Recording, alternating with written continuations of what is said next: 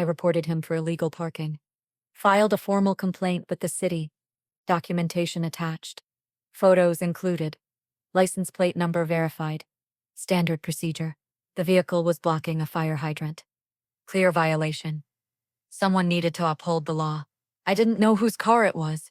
Didn't know I'd just filed a complaint against the most powerful man in the city. Didn't know he'd show up at my door 6 hours later, with flowers, and a smile that said, "You have no idea what you've just started. My name is Olivia Chen. I'm a municipal code enforcement officer. I've worked for the city for 8 years. Perfect attendance record. 0 complaints. Highest citation accuracy rate in the department. I do my job. By the book. Every time. Some people call me rigid. My ex-boyfriend called me a robot. My sister says I need to loosen up and live a little. They don't understand. Rules exist for a reason. Structure prevents chaos. When everyone follows the same guidelines, society functions. Without order, everything falls apart. That's what I believe. That's what I've always believed. Until him. It was a Tuesday, 2:47 p.m. I was doing my afternoon route through the financial district. Black Maserati, parked directly in front of a fire hydrant. Hazards on, engine running, driver nowhere in sight. I approached the vehicle. Took photos from 3 angles. Documented the time, the location, the violation code. Then I noticed the license plate, personalized. One word, pretentious, but not illegal. I was writing the citation when he appeared. Tall, mid-30s, expensive suit that probably cost more than my monthly salary. Dark hair, darker eyes, the kind of presence that made people step aside without him saying a word. He walked straight to the car. Saw me. Stopped. "Can I help you?" he asked. Smooth voice. Amused tone. "Your vehicle is illegally parked," I said without looking up. Fire hydrant. 20-foot clearance required. "You're in violation of municipal code." I was gone 2 minutes. The duration of the violation doesn't negate the violation itself. I had an emergency. Emergency vehicles require access to fire hydrants at all times. Your emergency doesn't supersede public safety. I finished writing, tore off the citation, held it out. He didn't take it. "Do you know who I am?" he asked. "No. But your identity isn't relevant to the violation, isn't it?" He leaned against his car, studied me. "Most people in this city know who I am. Then most people aren't doing their jobs properly." Something flickered across his face. Surprise? Amusement? "What's your name?" he asked. "It's on the citation, along with the violation details, fine amount, and payment deadline." I placed the ticket on his windshield. "You have 30 days to pay or contest. Have a good day." I walked away. Behind me, he laughed. Not a mean laugh. Something else. Something that made the hair on my neck stand up. "You're going to regret this," he called after me. I didn't respond. Threats didn't change facts. His car was illegally parked. I'd done my job. That should have been the end of it. It wasn't. That evening, I was home. Apartment 4C, same building I'd lived in for 5 years. Quiet. Organized. Exactly how I liked it. I was reviewing tomorrow's route. Planning efficient paths. Maximizing coverage area. Someone knocked. I checked the peephole. A man I didn't recognize. Suit. Earpiece. Standing very straight. I opened the door with the chain still attached. "Yes, Olivia Chen? Who's asking?" "Someone who'd like to speak with you, downstairs. It'll only take a moment. I don't speak to strangers. Please leave." "He's not a stranger. You met this afternoon. Downtown." "The Maserati?" My stomach dropped. "I'm not interested in discussing the citation. All appeals must go through official channels." "He's not here to appeal. He's here to apologize." That wasn't what I expected. Apologize for what? For the illegal parking and for the threat. He didn't mean it. I hesitated. This was irregular, highly irregular, but also curious. 5 minutes, I said. In the lobby. Public space, of course. I grabbed my phone. Pepper spray. Keys. Went downstairs. The lobby was empty, except for 2 men in suits. And him. He stood when he saw me. Held up his hands. No weapons. No threats. Just flowers. He gestured to the most elaborate bouquet I'd ever seen. Orchids, roses, flowers I couldn't even name. I don't accept gifts from people I've cited, I said. It's not a gift. It's an apology. He stepped closer, not threatening. Just present. I was having a bad day. I said something I shouldn't have. I'm sorry. The citation stands regardless of your apology. I know. I paid it already. He pulled out his phone. Showed me confirmation. $600. Processed an hour ago. Then why are you here? Because I wanted to apologize in person. He tilted his head. And because I'm curious about the woman who cited me, without hesitation, who didn't care who I was, who just did her job. That's what I'm paid to do. Most people don't. Especially not to me. Then most people have integrity issues. He laughed again, that same sound from this afternoon. What's your name, your full name? It was on the citation.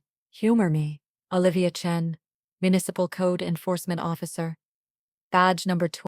Officer Chen. He said it like he was tasting the words. I'm Adrian Volkov. The name meant nothing to me. But the way his men shifted when he said it, that meant something. Nice to meet you, Mr. Volkov. Your apology is noted. Is there anything else? Yes. Dinner. I blinked. Excuse me. Have dinner with me. Tomorrow night. Let me make up for my behavior properly. That's not necessary. But I'd like to. I don't date people I've cited. It's a conflict of interest. It's not a date. It's an apology dinner. Very different. Mr. Volkov, I appreciate the gesture, but I'm not interested. One dinner. 2 hours maximum. I'll pick the restaurant. You pick the time. If you hate every second, I'll never bother you again. And if I say no now, then I'll respect your decision. He pulled out a business card. Held it out. But I'm hoping you'll say yes. I should have said no. Should have walked away. Should have maintained professional boundaries. But something about the way he looked at me. Not like I was in his way. Not like I was an obstacle.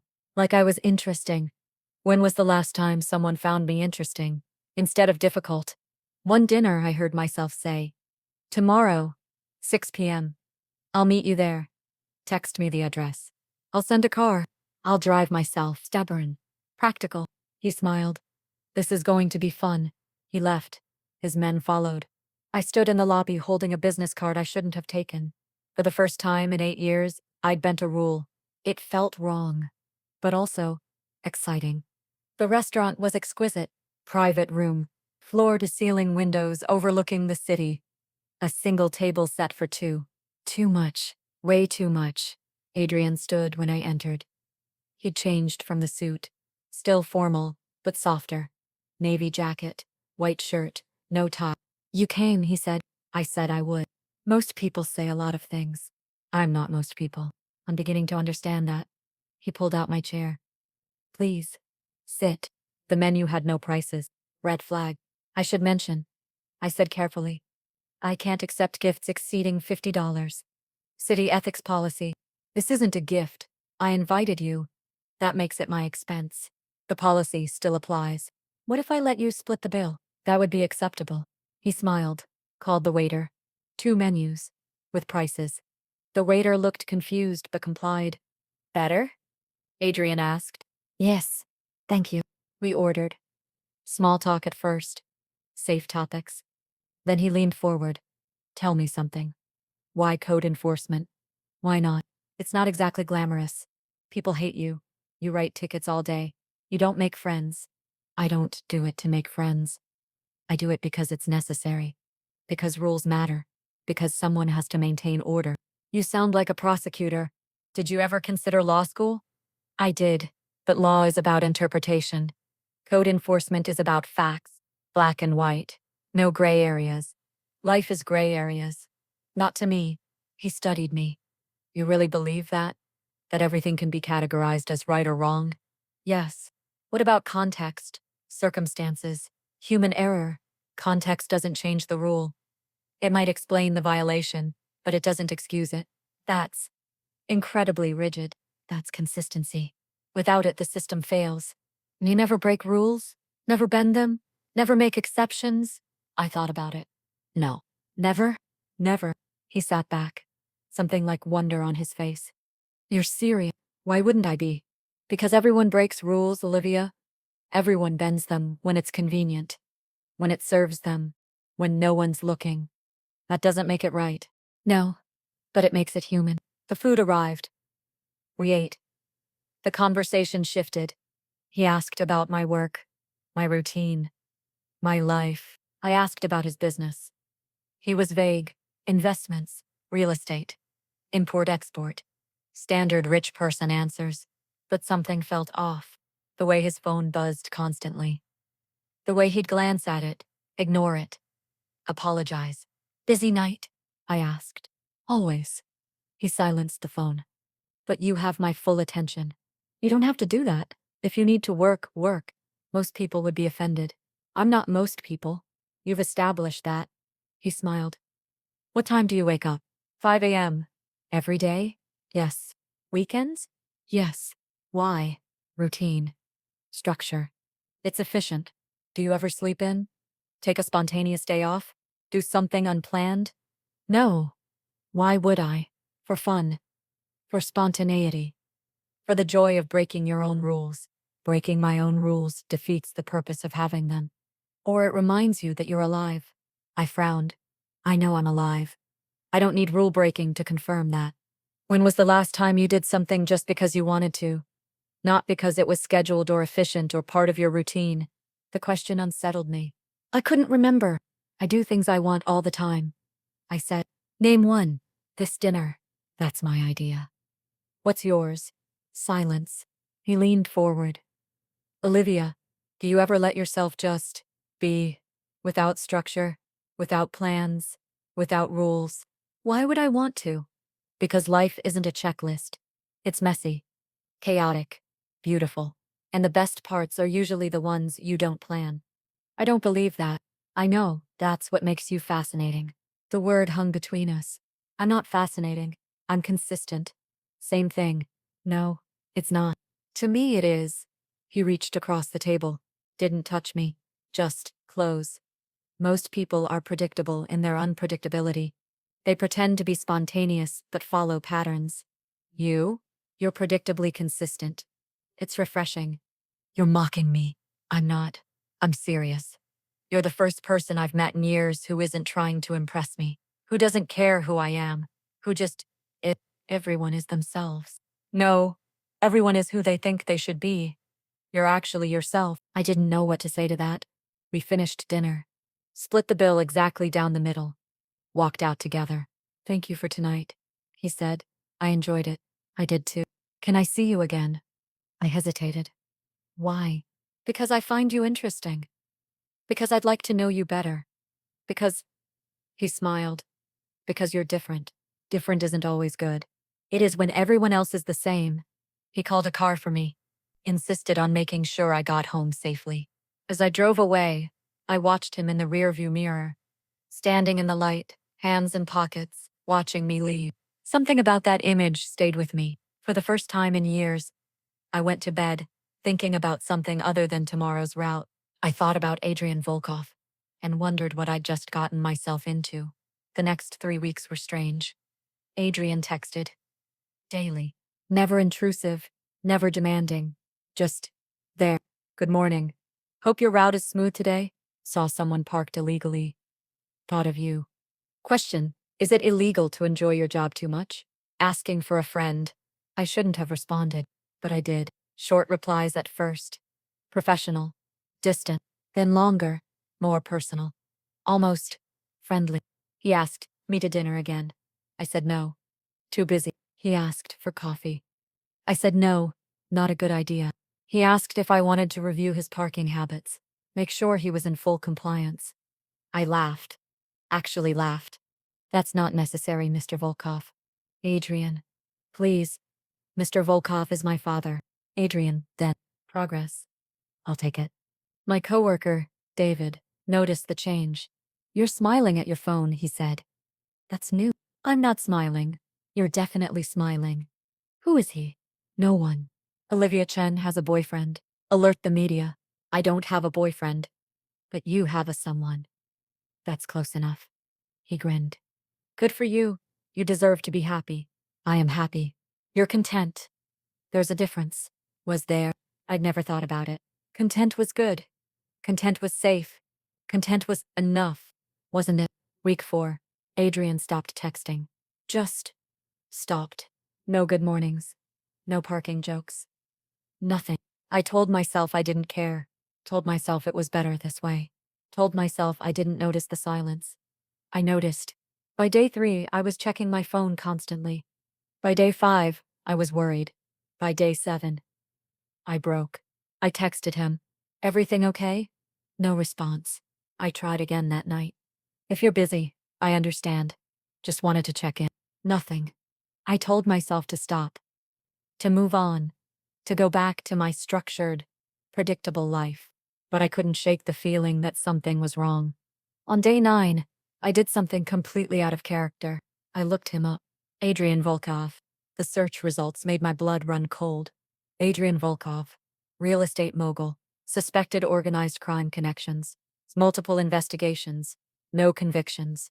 Photos of him at charity galas, city council meetings, standing next to politicians, and one article, Volkov Empire under federal investigation for money laundering. Oh God, I'd been texting with a criminal. I'd had dinner with someone under investigation. I'd let myself care about someone who broke the very rules I enforced. My phone buzzed. Adrian, I'm sorry for the silence. Something came up. Work. I couldn't explain before. Can we talk? I stared at the message. Every logical part of my brain screamed, delete, block, walk away. But the part that had laughed at his text, that had looked forward to his messages, that had worried when he disappeared, that part wanted answers. I texted back. My apartment. Tomorrow. 7 p.m. We need to talk. His response was immediate. I'll be there. I spent the next 24 hours preparing, not emotionally. Logistically, I researched Adrian Volkov thoroughly. Every article, every mention, every photo. The pattern was clear. Legitimate businesses fronting illegitimate operations, money laundering, suspected ties to organized crime. Nothing proven, but too much smoke to ignore the fire. And I'd been having dinners with him, texting him, liking him. At 7 p.m. exactly, he knocked. I opened the door. He looked tired, dressed. Older than I remembered. Can I come in? He asked. I stepped aside. He entered. Looked around. Took in my meticulously organized space. It looks exactly how I imagined, he said. Adrian. I know who you are. He went still. Okay. I researched you. I know about the investigations. The allegations. The connections. And? And I need you to tell me the truth. Are you involved in illegal activities? He was quiet for a long moment. Then, yes, the word hung in the air. What kind? My voice was steady. Somehow, the kind you don't want to know about. The kind that would compromise everything you believe in. Try me. Olivia, if I tell you, you can't unhear it. You'll have to decide what to do with that information. And I don't want to put you in that position. You already have. By pursuing me. By texting me. By making me care. My voice cracked. You made me care about someone who breaks the law. Do you have any idea what that does to me? I didn't plan this. That doesn't make it better. I know. He stepped closer. I didn't plan to meet you, to like you, to want more with you. But I did, and now I'm standing here, knowing I should walk away, but not being able to. You have to walk away. We both do. This can't work. Why not? Because I enforce the law. You break it. We're fundamentally incompatible. Or we're perfectly balanced. That's not balance. That's contradiction. What if I told you I could change? He asked quietly. I wouldn't believe you. Why not? Because people don't change. Not fundamentally. You are who you are, just like I'm who I am. And who are you? Someone who believes in rules, structure, order. Someone who can't look the other way when laws are broken. Even if I stopped. Even if what? Even if it's someone I care about. The admission hung between us. Adrian moved closer. You care about me. I shouldn't, but you do. It doesn't matter. We can't do this. Because of who I am. Because of who we both are. You need freedom, flexibility, the ability to operate in gray areas. I need structure. Rules. Black and white. We'll destroy each other. Or we'll balance each other. That's naive. Maybe. But what if you're wrong? What if there's a way to make this work? There isn't. You don't know that. Yes, I do. Because I can't bend, and you won't break. So where does that leave us? At an impasse, he said quietly. Exactly. He reached for me. Stopped himself. I should go. Yes. But neither of us moved. Olivia, he said softly. What if I could show you a different way? A middle ground. There is no middle ground. There's always middle ground. You just have to be willing to look for it. And if I'm not, then I'll respect that. I'll walk away. And you'll never hear from me again. The thought hurt more than it should, but, he continued, if you're willing to consider the possibility that maybe, just maybe, the world isn't as black and white as you think, then give me 1 week. Let me show you my world, my reality. Let me prove that gray areas aren't about breaking rules, they're about understanding why rules exist in the first place. And if after that week, I still believe you're wrong, then I'll let you go. Completely. I should have said no, should have asked him to leave, should have protected my principles. But something about his offer. 1 week, I heard myself say. 1 week, he agreed, but I'm not compromising my beliefs. I'm not asking you to. I'm asking you to expand them. That's the same thing. No, Olivia, it's really not. He left. I stood in my empty apartment, wondering what I'd just agreed to, and wondering if expanding my beliefs was the same as losing them entirely. The next 7 days changed everything I thought I knew about the world. Day 1, Adrian picked me up at 6 a.m. Where are we going? I asked. To work. He drove us to a soup kitchen in the worst part of the city. This is your work? Part of it. We spent 4 hours serving breakfast. Hot meals, coffee, kindness. Adrian knew everyone. By name. They knew him too. Not as a crime boss. As someone who cared. Mr. V, an elderly woman said, hugging him. You're late today. Sorry, Martha. Had to pick up my friend. This is her? Martha looked at me, smiled. She's lovely. You did good. We're not together, I said quickly. Not yet, Martha corrected. But you will be. After breakfast, Adrian drove us to a community center. I fund this place, he explained. After-school programs, job training, addiction recovery support. With illegal money? With money. Period. Where it comes from doesn't change the good it does. Yes, it does. If the money is stolen, it's not stolen. It's redistributed. That's still illegal. Is it? Or is it correcting a system that's fundamentally broken? I didn't have an answer to that. Day 2. He showed me his businesses, legitimate ones. Restaurants, real estate, import companies. 90% of what I do is legal, he said, completely above board. Taxes paid, employees insured, everything by the book. And the other 10% provides opportunities the legal system won't. Like what? Like work permits for immigrants who can't wait 3 years for approval. Like protection for small businesses being extorted by gangs. Like medicine for people who can't afford prescriptions. You're describing vigilantism. I'm describing necessary services. The law exists for a reason. And when the law fails? When people fall through the cracks? What then? You fix the law. You don't break it. I tried fixing it. I donated to politicians, funded initiatives, lobbied for change. Nothing happened. So I found another way. An illegal way. An effective way. We argued about it for hours. Day 3. He took me to meet someone. A woman named Rosa. Mid-40s. Single mother. 3 kids. Rosa came to me 2 years ago. Adrian explained. Her ex-husband was stalking her, threatening her. The police couldn't do anything because he hadn't physically hurt her yet. The courts wouldn't give her a restraining order because she had no proof. So what did you do? I made him stop. How? By making him understand that if he came near her again, he'd disappear. You threatened him. I protected her. There's a difference. Not legally, but morally. I looked at Rosa, at her 3 kids, happy, safe, alive. The system failed her. Adrian continued. I didn't. I had no response. Day 4, we sat in his office. He showed me files, numbers, operations. This is everything, he said. Every illegal thing I'm involved in. Every gray area. every rule I've bent or broken. I looked through them. My stomach turned. Not because it was as bad as I feared, because it wasn't.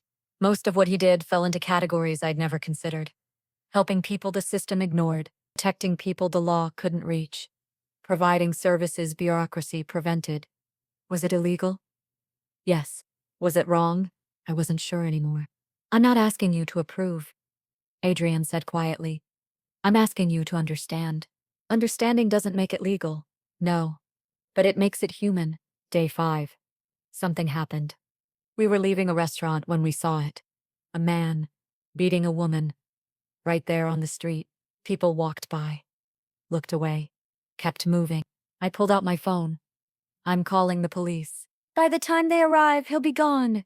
And she'll be dead. Adrian moved before I could stop him. Grabbed the man. Pulled him off her. The man swung. Adrian blocked. Countered. Put him on the ground in seconds. Leave, Adrian ordered. Now. And if I hear you touched her again, you won't wake up next time. The man ran. The woman was crying. Adrian helped her up, gave her money, called her a cab, made sure she was safe. You just assaulted someone, I said. I just saved someone. The law would have taken 10 minutes to arrive. She'd be in the hospital. Or worse. He turned to me. Tell me, Olivia. What should I have done? Wait for proper channels? Let her suffer because intervening isn't legal? I didn't answer, because I didn't know. Day 6, Adrian asked me a question. What's more important? Following the letter of the law? Or the spirit of it? They're the same thing. Are they? The letter says, you can't park in front of fire hydrants. The spirit says, you're protecting emergency access. If there's an emergency, a real one, and blocking that hydrant for 2 minutes saves a life, what's more important? The rule doesn't have exceptions. Maybe it should. Then it's not a rule. It's a suggestion. Or it's a principle. Something that guides behavior instead of controlling it. That's chaos. That's humanity. We sat in silence. I'm not saying rules are bad, Olivia. Rules are necessary. Structure is important. But rules without compassion, structure without flexibility, that's not order. That's tyranny. And breaking rules whenever they're inconvenient, that's not compassion. That's anarchy. So where's the balance? There isn't one. There has to be. Because absolute rigidity breaks, and absolute freedom destroys. The answer is somewhere in between. I don't know how to live in between. Then let me teach you. Day 7. Our last day. Adrian took me somewhere unexpected. A cemetery. My sister, he said, standing in front of a grave. Elena. She died when I was 23. I'm sorry. She needed medicine. Expensive medicine. We couldn't afford it. Insurance denied it. Every legal option failed. So I found an illegal one. I bought it from people who shouldn't have had it. I broke rules. But I saved her life. He paused. For 3 more years. Then she got sick again. Same situation. But this time, I couldn't find the medicine fast enough. She died while I was navigating legal channels, following proper procedures, doing everything right. His voice cracked. I learned something that day. Rules can't be more important than people. Procedure can't matter more than lives. Sometimes, not always, but sometimes you have to break the rules to do what's right. I looked at the grave. Elena Volkov, 26 years old. I'm not saying abandon all structure. Adrian continued. I'm saying structure should serve people, not the other way around. And when it doesn't, when the rules harm more than they help, that's when you need people willing to operate in the gray. But who decides when rules are harmful? I asked quietly. Who gets to choose when to follow them and when to break them? Everyone becomes their own judge, their own authority. That's dangerous. So is blind obedience to rules that hurt people? So where's the answer? I don't know, but I think it's somewhere between us. Between your structure and my flexibility. Between your principles and my pragmatism. He turned to me. I think we're the answer, Olivia. Together. I looked at him. This man who broke rules but saved lives. This man who operated in gray areas but served the community. This man who was everything I'd been taught to oppose. I need time, I said, to process, to think. Take all the time you need. But I have to ask you something. Anything. If we do this, if we try, you can't ask me to compromise my core beliefs. You can't ask me to look the other way when you break laws. I won't do that. I'm not asking you to. I'm asking you to understand why I do what I do, and to trust that I'm trying to make things better, even if my methods aren't conventional. And I'm asking you to understand that I can't separate the person from the actions. If you break the law, I'll struggle with that. Always. I know. So maybe we're too different. Maybe this can't work. Or maybe different is exactly what we both need. I went home, spent 3 days thinking, reviewing everything I'd seen, everything he'd shown me, the soup kitchen, the community center, Rosa and her kids, the woman he'd saved, and Elena's grave. My whole life, I'd believed in rules, structure, clear boundaries. But what if Adrian was right? What if rules without compassion were just control? What if structure without flexibility was just a cage? What if I'd been so focused on the letter of the law that I'd forgotten its spirit? I called him on day 4. Can we meet? I asked. Where? The place we had dinner. Our first one? I'll be there in 20 minutes. He arrived in 15. We sat. Same table. Same view. I've been thinking, I said. And I don't have answers. I still believe in rules, in structure, in following procedures. But I also understand now that sometimes the rules fail people. And when they do, someone has to step into the gap. Olivia, let me finish. I understand why you do what you do. I respect it, even, but I can't participate in it. I can't help you break laws. I won't compromise that part of myself. His expression fell. So this is goodbye. No, this is me setting a boundary. You do what you do. I do what I do. We don't ask each other to compromise our core values. But we also don't judge each other for having different approaches. Can that work? I don't know, but I'd like to try. Because this week showed me something I didn't expect. What? That balance isn't about meeting in the middle.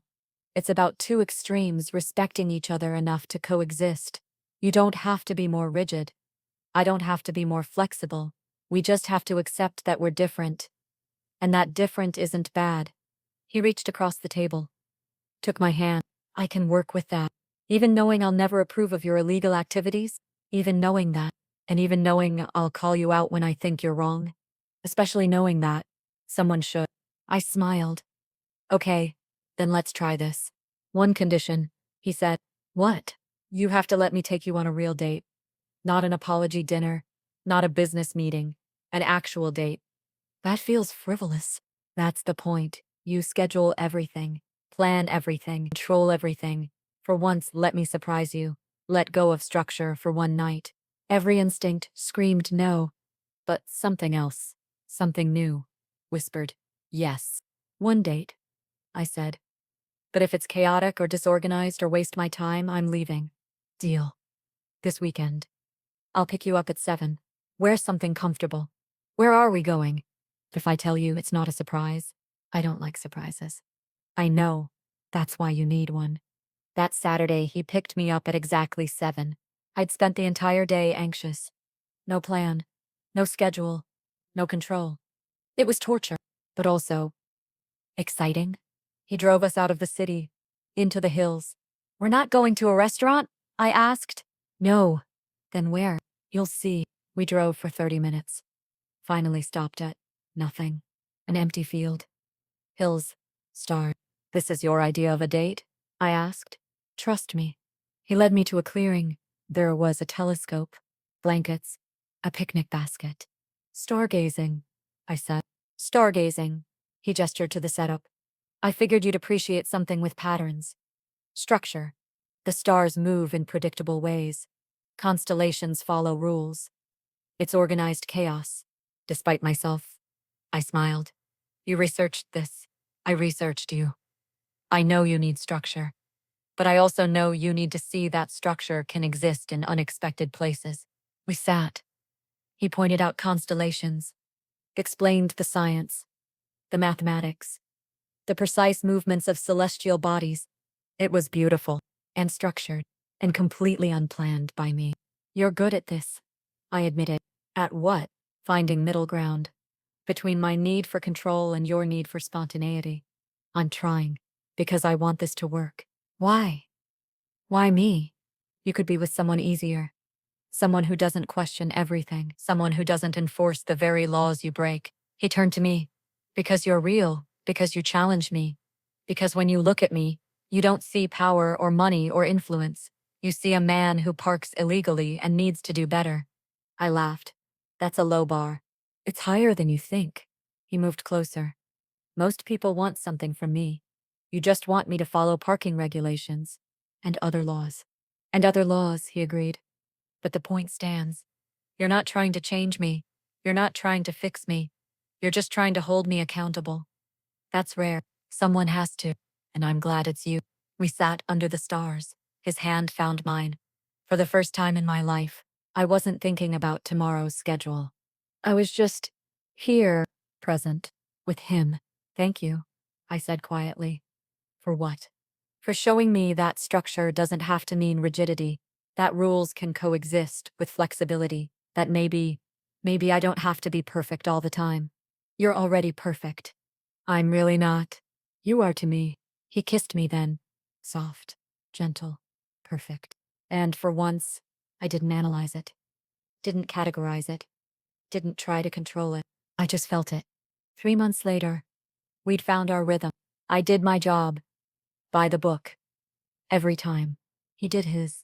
With occasional rule bending. I chose not to examine too closely. We didn't talk about his illegal activities. That was our boundary. But we talked about everything else. He taught me to be spontaneous. Sometimes. I taught him to be accountable. Always. It wasn't perfect. We fought. About principles. About methods. About what constituted necessary rule breaking. But we also laughed. And compromised. And grew. One evening, I was finishing my route when I saw it, his Maserati, parked in front of a fire hydrant. I walked over. He was inside, on the phone, saw me, smiled, hung up, rolled down the window. Before you write the ticket, he said, I have a reason. There's no reason that justifies. The hydrant is broken. I called the city this morning. They said it would take a week to fix. So I parked here to prevent anyone else from parking here and blocking access to the working hydrant across the street. I looked. He was right. The hydrant was broken, covered with an out-of-order bag. You're blocking a broken hydrant to protect access to a working one. Correct. That's technically still illegal, but practically helpful. I stared at him. You're using my logic against me. I'm using your spirit of the law argument. The rule exists to protect emergency access. I'm protecting emergency access. Therefore, I'm upholding the spirit of the law even while technically violating the letter. That's actually valid. Does that mean no ticket? I pulled out my citation book. No. It means you get a ticket with a notation that will likely result in dismissal upon review. I'll take it. I wrote the citation, added detailed notes about the circumstances, handed it to him. He read it, smiled. You wrote respondent demonstrated sound reasoning and community-minded decision-making, despite technical violation. It's accurate. You're defending me. I'm documenting facts. You're softening. I'm evolving. He got out of the car, stood close. I'm proud of you. For what? Still giving you a ticket? For finding balance, for holding the line while acknowledging context, for being flexible without compromising your principles. You're giving me too much credit. I'm giving you exactly the right amount. He kissed my forehead. Dinner tonight. I'll pick you up at 7. I'll meet you there at 6:45. Of course you will. He drove away, carefully, following all traffic laws. I stood on the sidewalk, holding my citation book. 6 months ago, I would have written that ticket without hesitation. Without notation. Without context. I would have seen only the violation. Now I saw the whole picture. The rule. The reason. The result. And I understood something. Adrian had been trying to teach me. That being rigid wasn't the same as being right. That following every rule perfectly didn't make you good. It just made you obedient. That real integrity was knowing when to bend and when to break. When to enforce and when to excuse. Not because you were weak, but because you were wise enough to see the difference. My phone buzzed. Adrian, by the way, I love you. I stared at the message. Love. He loved me. This man who broke rules and bended laws and operated in every gray area I'd spent my life avoiding. He loved me. And I typed back. I know. I love you too. 3 words. Simple. True. For once. Not categorized or analyzed or scheduled. Just felt. His response was immediate. That's the first time you've said it without overthinking. How do you know I didn't overthink it? Because it took you 30 seconds to respond instead of 30 minutes. He knew me too well. See you at dinner, I typed. 6:45. Sharp. Wouldn't expect anything less. I put my phone away. Continued. I wrote, but something had shifted. The world was still black and white. Rules and violations, structure and chaos. But now I saw the gray in between. The space where two opposites could coexist. Where a code enforcement officer could love a man who bent the very codes she enforced. Where someone could follow rules while understanding that rules weren't always enough. Where perfect compliance could coexist with human compassion. I didn't have all the answers, but I was learning that maybe that was okay. Maybe balance wasn't about having everything figured out. Maybe it was about being willing to stand in the uncertainty, to hold your principles while acknowledging complexity, to be both rigid and flexible, structured and spontaneous, by the book and human. That evening, I met Adrian at the restaurant. 6:43, 2 minutes early. He was already there, sitting at our usual table. You're early, he said, standing. So are you. I didn't want to risk being late. Neither did I. We sat, ordered, talked about our days. Normal, comfortable, real. Halfway through dinner, his phone buzzed. He glanced at it, frowned. Problem? I asked. Work thing. I need to handle it. Go. But dinner will still be here when you get back, or won't. Either way, I understand. He studied me. You really mean that? I do. You have responsibilities. So do I. We don't have to be together every second to be together. Something softened in his expression. When did you become so understanding? When I realized that loving someone means accepting their whole life, not just the parts that fit my schedule. He kissed me. Quick but meaningful. I'll be back in 20 minutes. Take your time. He left. I sat alone. Didn't mind. Used the time to respond to work emails. Review tomorrow's rote. Check citation accuracy rates. Structure within spontaneity. My phone buzzed. Unknown number. I almost didn't answer. But something made me. Hello? Olivia Chen? A woman's voice. Professional. Cold. Yes? This is Agent Sarah Morrison. FBI. I need to speak with you about Adrian Volkov. My blood ran cold. What about him? We know you've been seeing him. We know you're close. We need your cooperation in an ongoing investigation. I don't know anything about his business. We're not asking you to spy. We're asking you to be aware. Volkov is dangerous. He's involved in activities that could put you at risk. We're offering protection, witness cooperation, a way out. A way out of what? A relationship with a criminal. Before you're implicated. Before you're charged as an accessory. The words hit like ice water. I'm a code enforcement officer. I don't know anything about. You know enough. You're smart enough.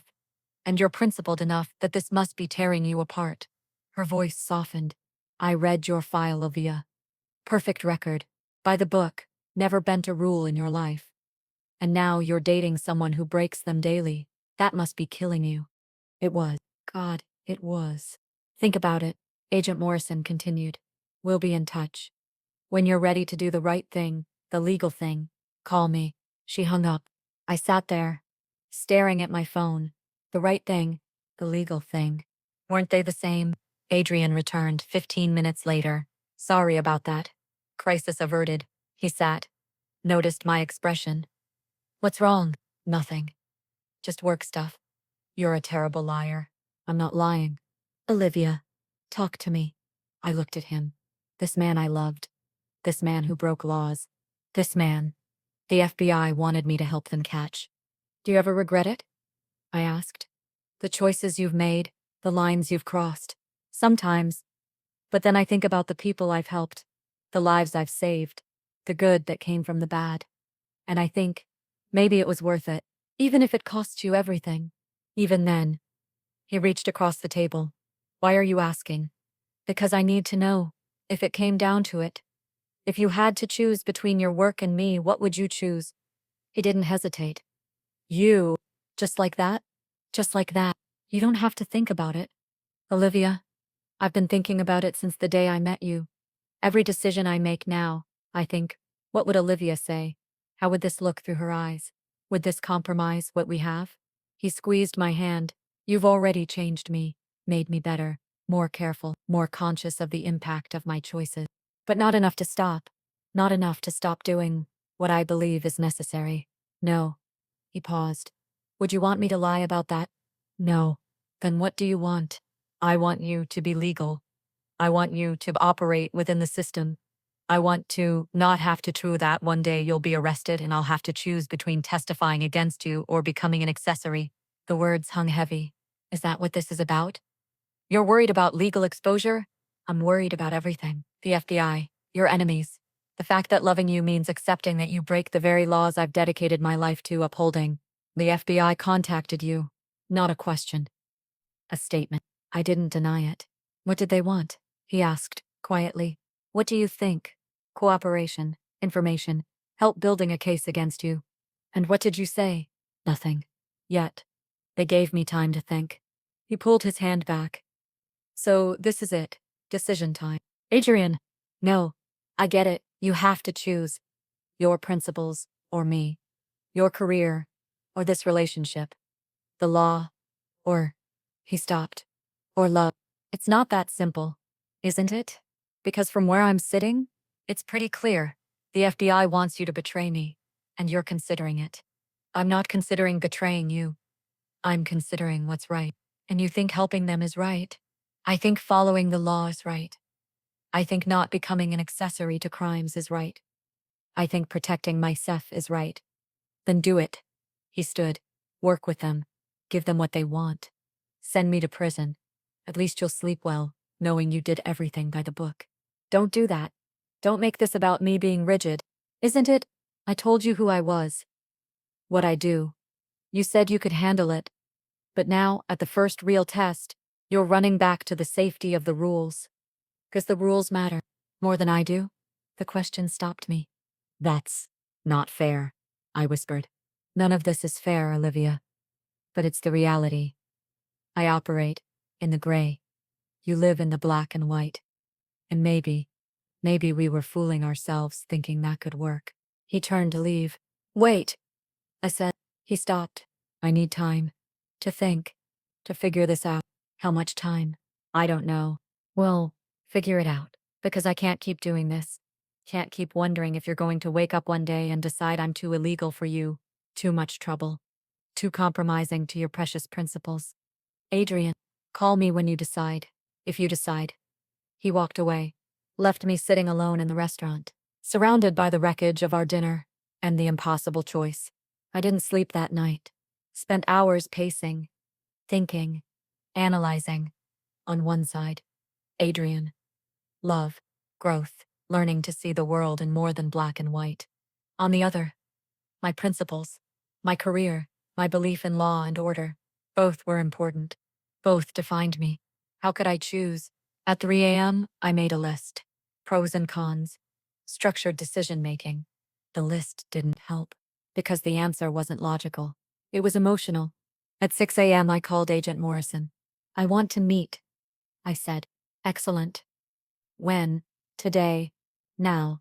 I need to understand exactly what you're asking. We met at a coffee shop. Neutral territory. Agent Morrison was younger than I expected. Sharp. Professional. Thank you for coming, she said.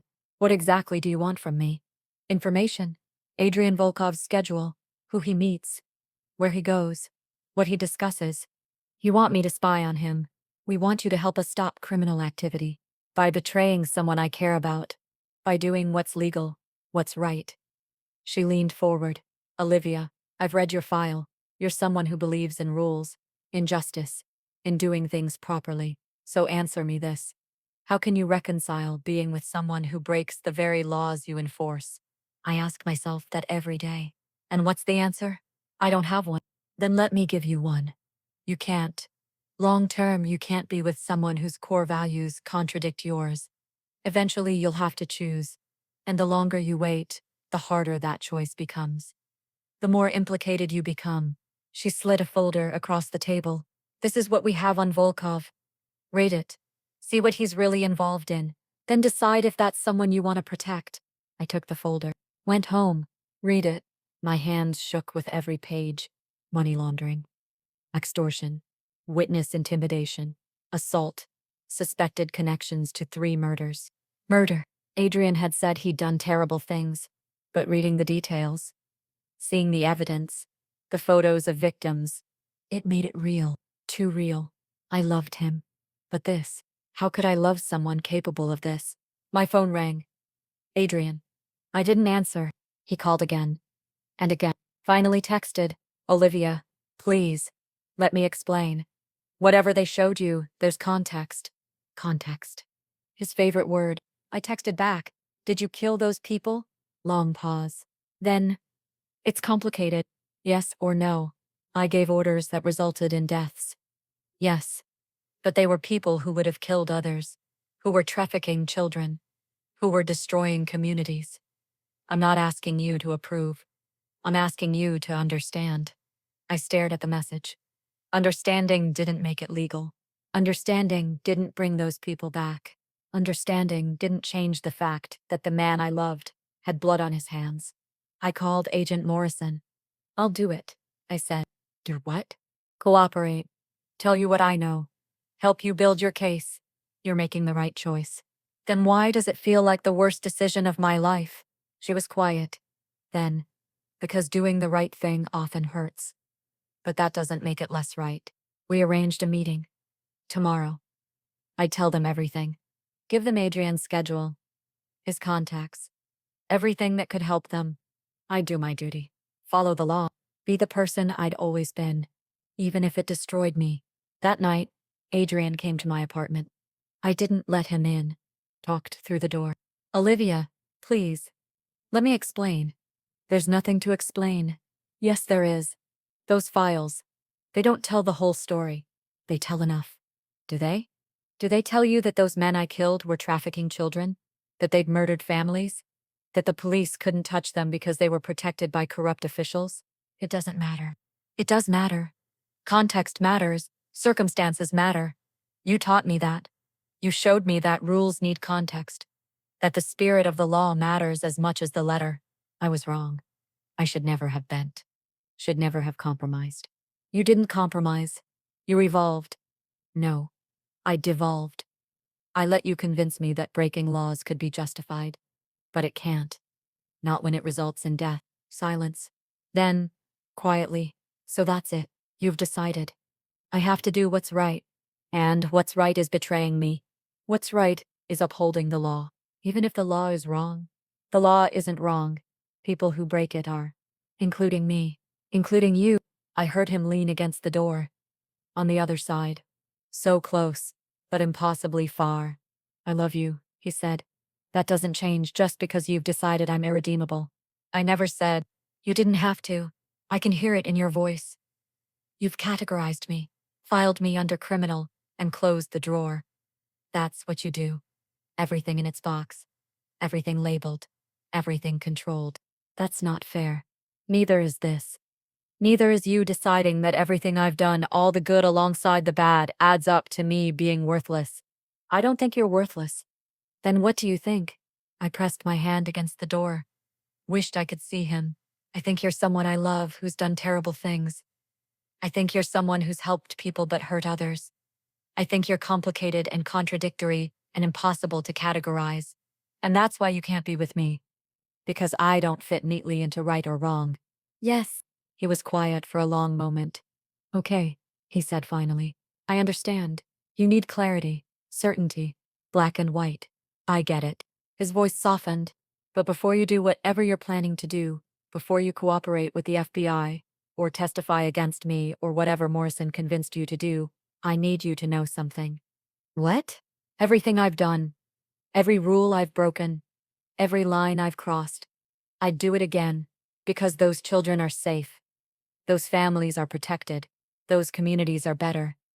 And if that makes me a criminal, so be it. But I sleep fine, knowing I made a difference. He pushed off from the door. Goodbye, Olivia. I hope your principles keep you warm at night. His footsteps faded. I slid down to the floor, pressed my hands over my face, and finally let myself cry. Because I'd just chosen the law over love, principles over people, being right over being happy, and it hurt more than anything in my life. The next morning, I met with Agent Morrison, sat in a small room, cameras recording. Official statement. Tell us everything you know about Adrian Volkov, she said. I opened my mouth and stopped. Miss Chen, Morrison prompted. I looked at her, at the agents around the table, at the recording equipment, and I thought about Adrian, about the soup kitchen, the community center, Rosa and her 3 kids, about the woman he'd saved from her abusive ex, about all the good mixed with the bad. I don't know anything, I said. Morrison frowned. Excuse me? I don't know anything useful. I'm a code enforcement officer. He's a businessman. We had dinner a few times. That's all. Miss Chen, you told me yesterday. I told you I'd think about it. I did. And I've decided I have nothing to offer your eviction. You're protecting him. I'm telling the truth. I don't have information relevant to your case. You're committing obstruction. I'm declining to speculate about someone's business activities when I have no direct knowledge. That's not obstruction. That's honesty. I stood. If you'll excuse me, I have work to do. Traffic violations don't enforce themselves. I walked out, called Adrian from my car. It's me, I said when he answered. Olivia, his voice was guarded. Hurt. I didn't tell them anything. Silence. Why not? He finally asked. Because I realized something. You asked me what was more important, the letter of the law or the spirit of it. I said they were the same, but they're not. They're not? He agreed quietly. The letter says cooperate with investigations, turn in criminals, follow procedure. But the spirit says protect innocent people, prevent harm, seek justice. I took a breath, and I don't think sending you to prison serves justice. I think it removes someone who, despite his methods, is trying to make things better. Does that mean? It means I can't be with you. I still believe that. We're too different, too fundamentally opposed. But I also can't destroy you. Can't be the reason someone who helps people gets locked away. So where does that leave us? I don't know, but I know I don't want to say goodbye. Not yet. Not like this. Then don't. Adrian, meet me. Tonight. Same place. Same time. Let's talk. Really talk. Figure out if there's a way to make this work. I don't think there is. Maybe not. But we owe it to ourselves to try. One more time. I closed my eyes. Every logical part of my brain said no. But my heart, okay. Tonight. Thank you. We hung up. I sat in my car, not knowing if I'd just made the best decision or the worst, but knowing I had to try. Because love without compromise was just 2 people alone together. And maybe, just maybe, I was finally ready to meet him halfway.